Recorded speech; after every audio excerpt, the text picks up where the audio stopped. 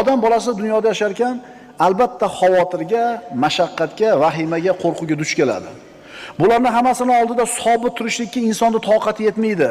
Chunki inson ojiz, inson zaif qilib yaratilgan. Va xuliqal insonu doifa. Inson ojiz qilib yaratilgan. Demak, inson ojiz. Ammo u Robbimizga tavakkul qilsa, Alloh meni qo'llaydi deb iymoni komil bo'lsa, ishini Allohga topshirsa, holi tamomiy yaxshi tomonga o'zgaradi.